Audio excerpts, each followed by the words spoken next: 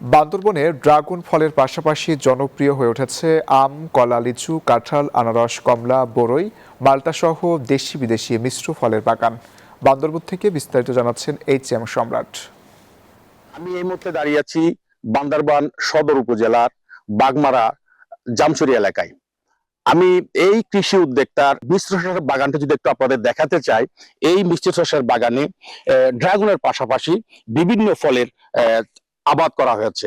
তার দেখা দেখিতে উদ্বুদ্ধ হয়ে ইতিমধ্যে বান্দরবানে ব্যাপক হারে মিশ্র চাষের বাগান বৃদ্ধি পেয়েছে। বান্দরবান জেলা সদরের চিম্বুক, বালাঘাটা, শৈলপ্রপাত, শেরনপাড়া, গ্যাসমণিপাড়া, রোয়াংচড়ি, রুমা, তানচি উপজেলা সহ বিভিন্ন এলাকায় ড্রাগন ফল সহ মিশ্র চাষের বাগান বৃদ্ধি পেয়েছে।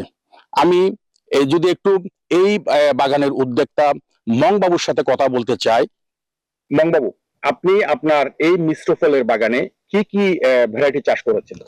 প্রতি সপ্তাহে সর্বোচ্চ বার বিকাশ পেমেন্টে 50 জন হবেন পেমেন্ট চ্যাম্পিয়ন। জিতে নিন টিভি সহ আকর্ষণীয় সব প্রাইজ। ধন্যবাদ। আমি প্রায় 6 বছর ধরে খুব পরিশ্রম করে কষ্ট করে আমি এই মিশ্র ফল চাষের বাগান আমি করেছি।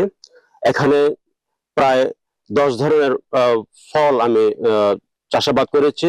এই কৃষি উদ্যোক্তা যেটা জানিয়েছিলেন, তিনি এই বছর এই মিশ্র ফলের বাগান থেকে 7 লাখ টাকার মতো আয় করেছেন।